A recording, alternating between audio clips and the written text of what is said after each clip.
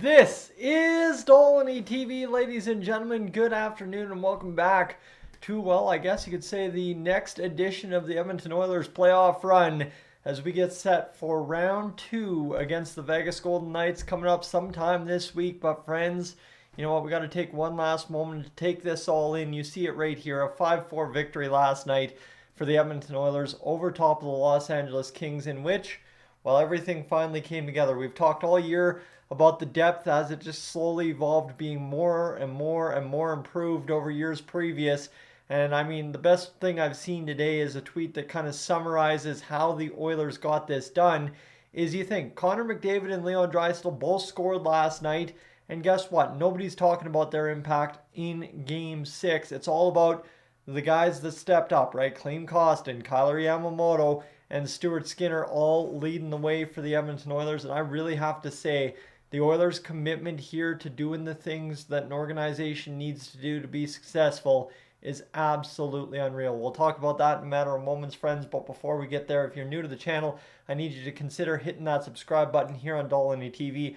I want you aboard for the second round. I want you aboard for the rest of the rounds. I want you aboard for the rest of time because we got a lot of Edmonton Oilers stuff to discuss going forward. And obviously, we've just written another chapter in history here with the Edmonton Oilers capitalizing on what has been a fantastic first round of the series, first round of the playoffs. That's what I'm looking for. That's what I'm looking for.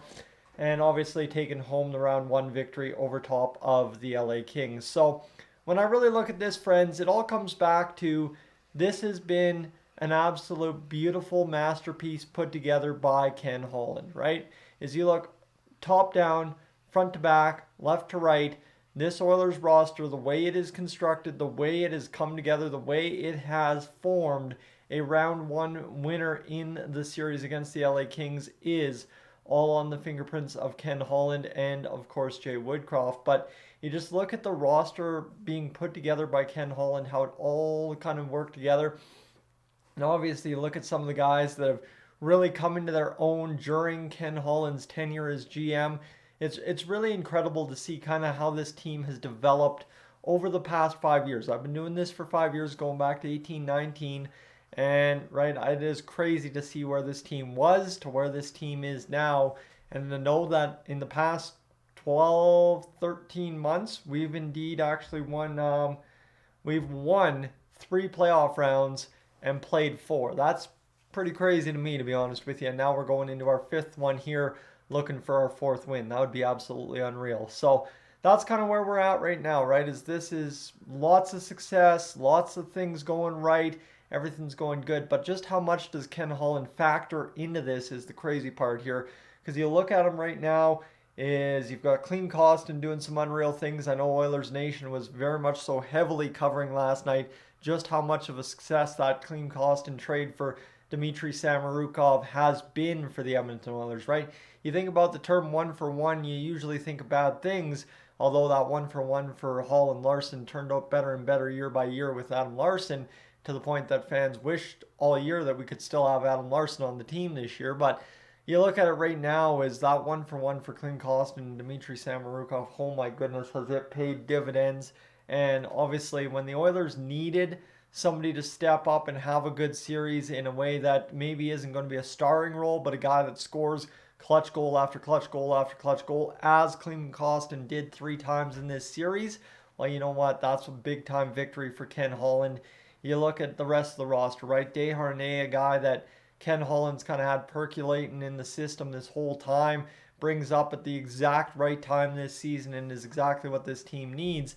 And here's the problem, right? I think when Desharnais messes up for us, whether it be in the regular season or here in the playoffs, is everyone's like, well, he's way better than that, or he should be better, he needs to be better. You got to remember, Dolynny is a raw rookie and is a third pairing defenseman on this Oilers squad, right? I don't care what you think of Ceci and Bouchard, Desharnais is not above those guys in the order. So at the end of the day, if your third D pair guy is making a mistake every few games, that's really not a big issue. So another big success there for the Edmonton Oilers in Vinny Desharnais. Now you move on to, right, Matthias Janmark, who didn't factor in much into this first round series. He'll factor in here against the Golden Knights. But another guy that at the time when he was signed by Ken Holland, it looked bad. Honestly, right? That contract was like, I don't know where they fit that. How do they fit that? How's that going to work? He doesn't even make the team out of camp, and then has one of those seasons where it's like, hey, that was a good little piece to add at the start of the year, right? And obviously, Matthias Janmark, when he comes back, hopefully contributes a whole bunch of great stuff to us. Ken Holland, you want to talk about another big decision from Holland?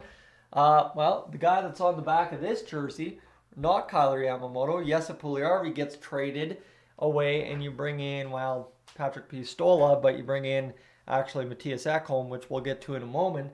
But instead of trading Kyler Yamamoto, you trade Jesse Puljujarvi, and who delivers the goal that seals the first round for you after taking so much heat throughout the entire series? It's Kyler Yamamoto, right? The playoffs, the Stanley Cup playoffs, the NHL, it has funny ways of doing this kind of stuff to us, but Kyler Yamamoto gets to play hero when for most of the season, right, we're sitting here, who do we prefer to trade? And I think I've even got a video in the archives. Do I prefer trading Puljujarvi or Yamamoto? And everybody was pretty gung-ho about Puljujarvi, but there was a lot of people gung-ho about trading Kyler Yamamoto as well. And just out of the blue, when we need a hero, we got one out of him. Does that solve all the issues? Probably not, but does it change things for the Oilers here going into the next round of the playoffs? Does the confidence in the forward group go up just that little tiny bit because Yamamoto's now factored in? Absolutely. So another keen move there by Ken Holland, right? When everybody else is screaming fire, Ken Holland's pouring a little bit of water on it and saying we can manage this for the time being, and it works out beautiful with the Kyler Yamamoto situation. Nick Bjugstad, obviously that's another big key piece. Did it suck giving up Kesselring and what we did? Sure it did, but Nick Bjugstad at $450K down the stretch was perfect.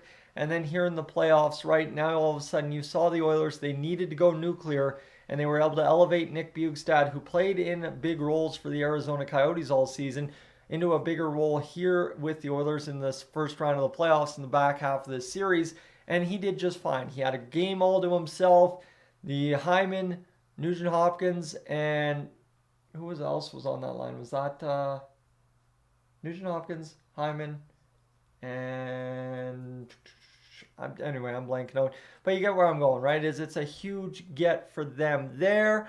And I guess, yeah, Hyman, Nugent Hopkins, and Bjugstad, sorry. Realize it's been a long day. Very, very hot. I think my ears are actually burnt. But no, you know what? That's a huge get. Bjugstad's been a perfect addition. Penalty kill, all that. We can talk about that another day. And Matthias Ekholm. I just need to wrap this up beautifully. But Matthias Ekholm, right? This is maybe a little bit on the salary cap management of the Edmonton Oilers as well, but a beautiful move there to bring in Matthias Ekholm. And it didn't develop until late. And you see the rewards here for Ekholm in the playoffs is all throughout the year. We saw Bouchard. He showed strokes of being good. He showed stuff. Well, Bouchard just put up his best playoff series ever. The second best, or tied for the best, whatever the term is, playoff series by a defenseman with 10 points, up there with Paul Coffey, by the way. Pretty crazy, I know. But, right, and you know what? That all comes down to having a guy like Matthias Ekholm on the ice with him. And Ekholm put up points in this series as well. I think he finished with like 4 assists. So the craziest part here in all of this for the Oilers is everything that Ken Holland did to tinker with this roster, right? Whether it be signing Kane and Nugent Hopkins, whatever it comes down to at the end of the day for this roster, the fact, Zach Hyman's another big one, Ken Holland is just taking a big time victory lap here following round 1. That's the big thing. And now it is about bearing down and getting the next 3 rounds won and winning the Stanley Cup, and knowing that Ken Holland is the reason the Edmonton Oilers won the Stanley Cup. Because you know what? There's been times this season, even his job has been questioned. There's been times throughout his entire tenure with the Oilers that his job has been questioned. But we are on the doorstep of doing something great.